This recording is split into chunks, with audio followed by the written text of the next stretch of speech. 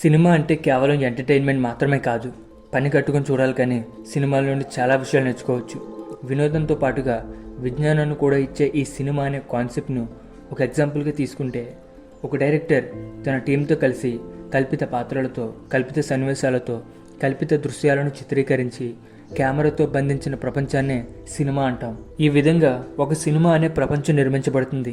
ఇప్పుడు ఈ సినిమాటిక్ ప్రపంచంలో క్యారెక్టర్స్కి లైఫ్ ఉండదు, ఇంటెలిజెన్స్ ఉండదు, అన్నింటికంటే ముఖ్యంగా కాన్షియస్నెస్ అనేది ఉండదు. ఇప్పుడు చెప్పుకున్న ఈ లైఫ్, ఇంటెలిజెన్స్ అండ్ కాన్షియస్నెస్ అనే స్పెషల్ ఎబిలిటీస్ లేకపోవడం వల్ల ఈ సినిమాటిక్ ప్రపంచాలు, అందులోని పాత్రలు, సన్నివేశాలు ఏవి కూడా రియల్ అనబడవు. అవి కేవలం ఫిక్షనల్ మాత్రమే. కాబట్టి ఈ విధంగా సినిమాటిక్ ప్రపంచంలోని ఫిక్షనల్ క్యారెక్టర్స్ ఆ సినిమా అనే 4 గోడలు దాటి ఆలోచించలేవు. ఆ సినిమాటిక్ యూనివర్స్ దాటి అవుట్ ఆఫ్ ది బాక్స్ ఊహించలేవు. అన్నింటికంటే మించి వాటి ప్రపంచాన్ని దాటి అవి బయటికి రాలేవు. నేను ఎవరిని, ఈ ప్రపంచంలో నేను ఏం చేస్తున్నాను, నన్ను ఎవరు క్రియేట్ చేశారు అనే ప్రశ్నలు మనకు కలిగినట్టు ఈ సినిమాటిక్ ప్రపంచంలోని ఫిక్షనల్ క్యారెక్టర్స్కి కలగవు. అండ్ మనం ద లిమిట్ పార్ట్ 1లో కూడా ఇదే చెప్పుకున్నాం. కాకపోతే అప్పుడు లిమిట్ అనే కాన్సెప్ట్ మన గురించి చెప్తే, ఇప్పుడు ఎగ్జాంపుల్ కోసం సినిమాకి అప్లై చేసి చూసాం. కాబట్టి మీ అందరికీ ఈ లిమిట్ అనే కాన్సెప్ట్ బాగా అర్థమైందని అనుకుంటున్నాం. సైంటిఫిక్ కమ్యూనిటీలో ఒక కొత్త కాన్సెప్ట్ వచ్చి చేరిందంటే ఆ కాన్సెప్ట్ను బలపరిచే విధంగా ప్రయోగాత్మకంగా కానీ, సిద్ధాంతపరంగా కానీ, మ్యాథమెటికల్గా కానీ, కనీసం మ్యాథమెటిక్స్లో ఇప్పటి వరకు ఉన్న కాన్సెప్ట్లను బేస్ చేసుకుని అయినా నిరూపించే ప్రయత్నం చేయాలి. కాబట్టి మనం ఇప్పుడు కొన్ని విషయాలతో ఈ లిమిట్ అనే కాన్సెప్ట్ ఎంతవరకు నిరూపించబడుతుందో చూద్దాం. So let's begin the calculations.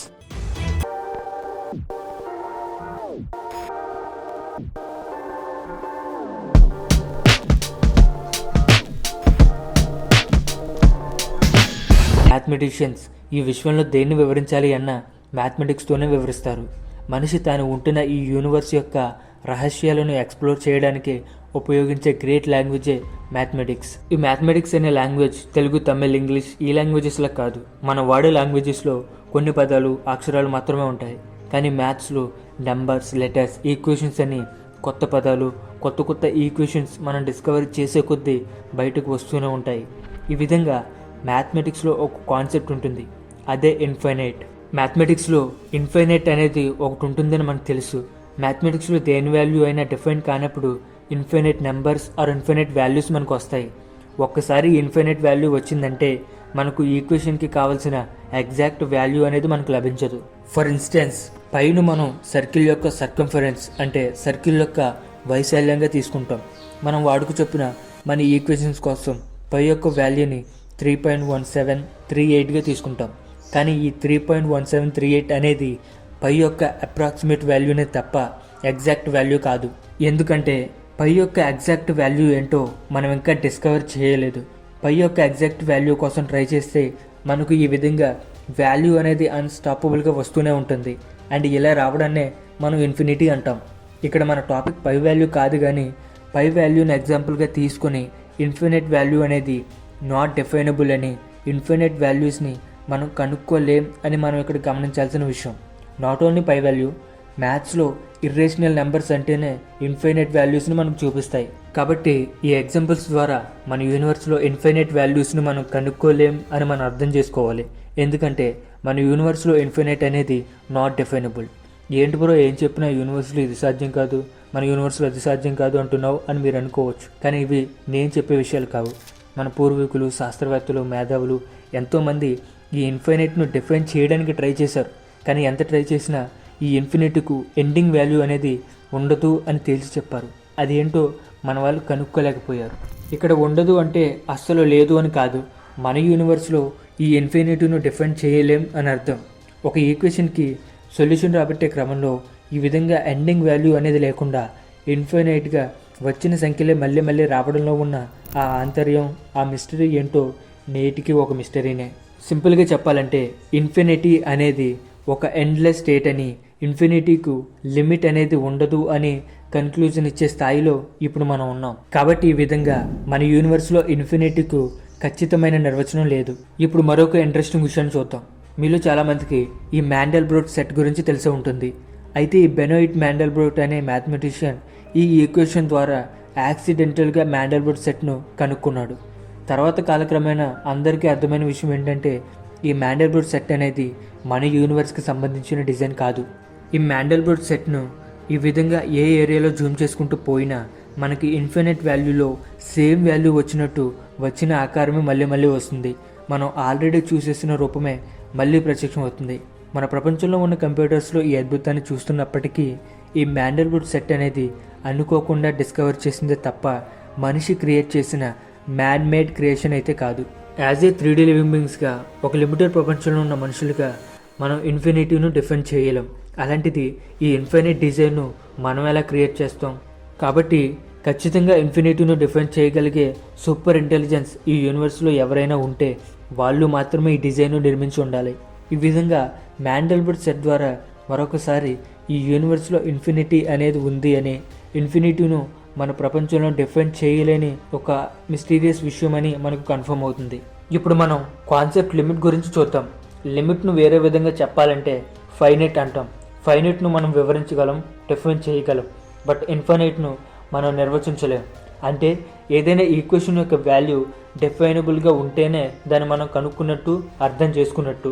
But finite అనే లిమిట్ దాటి ఒక ఈక్వేషన్ కానీ, మన ఆలోచనలు కానీ, ఊహలు కానీ ఫైనైట్ అనే లిమిట్ని దాటి ఇన్ఫైనైట్ వైపుకి వెళ్తుంటే కనుక ఎలా అయితే మనం ముందు చెప్పుకున్నట్టు మనం ఇన్ఫినిటీను డిఫైన్ చేయలేమో, అదేవిధంగా మనం ఇన్ఫినిటీకి చేరుకుంటే అంటే లిమిట్లెస్ అయితే, అంటే మనకు నియమించబడ్డ ఫైనైట్ అనే లిమిట్ను దాటితే, మనం మనకు నియమించబడిన లిమిట్ను క్రాస్ చేస్తే మన పరిస్థితి కూడా ఇండిఫైనబుల్ అవుతుంది. ఈ విషయం మీకు బాగా అర్థమైతే లిమిట్ అనే కాన్సెప్ట్ కూడా మీకు బాగా అర్థమైనట్టే. అండ్ అలాగే ఇన్ఫినిటీ, మ్యాండల్బ్రూట్ సెట్, మ్యాథమెటిక్స్ ద్వారా లిమిట్ అనే కాన్సెప్ట్ నిజమయ్యేందుకు ఛాన్సెస్ ఉన్నాయి అని మనం నిరూపించాం. అండ్ మరొక విషయం ఏంటంటే, మనం స్టార్టింగ్లో మ్యాథమెటిక్స్ గురించి చెప్పుకున్నాం. మ్యాథమెటిక్స్ అనేది ఈ యూనివర్స్ యొక్క లాంగ్వేజ్ అని. ఈ మ్యాథమెటిక్స్ అనే లాంగ్వేజ్ను మనిషి డిస్కవర్ చేయలేదు. ఆల్రెడీ యూనివర్స్లో ఒక భాగమైన మ్యాథమెటిక్స్నే మనిషి కనుక్కొని తనకు అర్థమయ్యే విధంగా నెంబర్స్, లెటర్స్, ఫార్ములాస్, ఈక్వేషన్స్తో మ్యాథ్ను రాసి పెట్టుకున్నాడు. ఫర్ ఎగ్జాంపుల్, ఒకసారి మీరే అబ్జర్వ్ చేయండి. మనిషి విశ్వ పరిశోధన ప్రారంభించక ముందే స్పేస్లో ఆబ్జెక్ట్స్ అనేవి మ్యాథమెటికల్గా అవి ఏ డైరెక్షన్లో తిరుగుతున్నాయి, ఎలా తిరుగుతున్నాయి, ఎందుకు వాటి మూమెంట్స్ అలా ఉన్నాయి అనే విషయాలు మనం కనిపెట్టి వివరించక ముందు నుండి జరుగుతున్న విషయాలు. అంటే మనిషి తెలుసుకోక ముందు నుండి మన యూనివర్స్లో మ్యాథమెటిక్స్ ఉంది. అసలు యూనివర్స్ నడిచేదే మ్యాథమెటిక్స్తో. గట్టిగా చెప్పాలంటే మన ప్రపంచం, మన యూనివర్స్ అంతా కూడా ఒక డిజైన్ మాత్రమే. ఎలా అయితే ఒక ప్రోగ్రామర్ తన కోడింగ్తో ఒక సాఫ్ట్వేర్ను తయారు చేసి ఆ సాఫ్ట్వేర్ ఎలా పనిచేయాలో ముందుగానే ప్రోగ్రామింగ్ చేసినట్టు, మనం కూడా మనకంటే హయ్యర్ డైమెన్షనల్ లివింగ్ బీయింగ్స్ ద్వారా కానీ, మనం ఊహించలేని సుప్రీం ఇంటెలిజెన్స్ ద్వారా కానీ, లేక మనం పూజించే దేవుడు అనే అల్టిమేట్ ఇంటెలిజెన్స్ కానీ మనల్ని డిజైన్ చేసి ఉండాలి. ఒక సినిమాని రూపొందించినట్టు మనల్ని కూడా రూపొందించారు కాబట్టి మనకంటూ కొన్ని లిమిట్స్ అనేవి ఉంటాయి. ఆ లిమిట్ అనే బ్యారియర్స్ ఉన్నాయి కాబట్టి మనం మన స్థాయిని దాటి ఆలోచించలేం, ఊహించలేం, ఇన్ఫినిట్ అనే అంశాన్ని చేరుకోలేం. చేరుకున్న మనం ఆ ప్రపంచాన్ని అర్థం చేసుకోలేం. సో ఈ విధంగా లిమిట్ అనే కాన్సెప్ట్ మనిషికి ఒక లిమిట్ అనేది ఉంటుందని చెప్తుంది. ఇప్పుడు మనం time travel, time inversion, multiverse and higher dimensional ప్రపంచాలను యాక్సెస్ చేయడం వంటి విషయాలను చూస్తే వీటిలో ఏవో ఒక కాన్సెప్ట్ను మనం సాధించాలి అన్న ముందు మనం అవుట్ ఆఫ్ ది బాక్స్ ఆలోచించాలి. టైం ట్రావెల్ చేయాలి అంటే టైం అనే టైం ఫ్లోను దాటి మనం అవుట్ ఆఫ్ ది టైం ఉండాలి. ఒక విధంగా మనకు టైం అనేది అప్లై కాకుండా టైంకి మనం ఎఫెక్ట్ అవ్వకుండా ఉండాలి. బట్ లిమిట్ అనే కాన్సెప్ట్ ప్రకారం మనకు టైంను యాక్సెస్ చేసే ఎబిలిటీ లేకుండా, టైం విషయంలో మనకు ఒక లిమిట్ అనేది నియమించబడి ఉంటే మనం లిమిట్ను క్రాస్ చేయలేం. కాబట్టి అవుట్ ఆఫ్ ది టైం వెళ్ళి టైం ట్రావెల్ చేయలేం. ఇక టైం ఇన్వర్షన్ కాన్సెప్ట్ ద్వారా మనం టైం ఫ్లోలో రివర్స్లో ట్రావెల్ చేయాలి అంటే మనం ఎంట్రోపీని కంట్రోల్ చేయగలగాలి. మన యూనివర్స్లో ఎంట్రోపీ అనేది ఎప్పుడు ముందుకు మాత్రమే వెళ్తుంది. ఎంట్రోపీ అనేది ఎట్టి పరిస్థితుల్లోనూ రివర్స్ అవ్వదు. అలాగే మల్టీవర్స్ అండ్ హైయర్ డైమెన్షనల్ ప్రపంచాల విషయంలో కూడా మనకు ఒక లిమిట్ అనేది నియమించబడి ఉంటే మనం ఖచ్చితంగా వీటిలో ఏ కాన్సెప్ట్ను కూడా సాధించలేం. So this is for the concept limit explain some various interesting things for us. And మనిషి కంటే ఎన్నో రెట్లు తెలివైన సుప్రీం ఇంటెలిజెంట్ బీయింగ్ అయిన మన యూనివర్స్ను కంట్రోల్ చేయగలిగేంత సామర్థ్యంతో ఎవరు ఉన్నారు అని మనలో చాలామంది నమ్ముతాం. కొంతమంది వాటిని ఏలియన్స్ అంటారు, ఇంకొంతమంది హయ్యర్ డైమెన్షనల్ సివిలైజేషన్ అంటారు. మనం మాత్రం దేవుడు అంటాం. మనకంటూ ఎన్నో విషయాలకు లిమిట్ పెట్టి ఒక ఫైనైట్ ప్రపంచంలో ఉంచారు అంటే ఈ ప్రపంచం దాటి మనం ఆ ప్రపంచంలోకి రాకూడదని కావచ్చు, లేదా ఆ ప్రపంచం వల్ల మనకు ప్రమాదం అని కూడా అవ్వచ్చు. ఇప్పటి వరకు ఈ లిమిట్ అనే కాన్సెప్ట్పై ఒక అండర్స్టాండింగ్ వచ్చినట్లయితే ఈ విషయాలు బాగా ఆలోచించండి. మనం ఒక లిమిటెడ్ ప్రపంచంలో ఉండి మనకు ఒక సరిహద్దు నియమించబడి ఉంటే అసలు ఎందుకు ఈ లిమిట్ను పెట్టారు అండ్ ఎవరు పెట్టారు? ఏలియన్సా, దేవుడా, లేక ఇంకెవరైనా? అసలు మనకి ఈ జీవితం ఎలా వచ్చింది, ఎవరిచ్చారు, లేక మన జీవితం అనుకోకుండా వచ్చిందా? ఇంకా ఇలాంటి చాలా ప్రశ్నలు ఉన్నాయి. అండ్ మీ దగ్గర కూడా ఏమైనా ఉంటే కామెంట్ సెక్షన్లో మాతో షేర్ చేసుకోండి. అండ్ మనకి ఇంకా చనిపోయేంతవరకు టైం ఉంది నేర్చుకోవడానికి. So stay curious, let's learn together.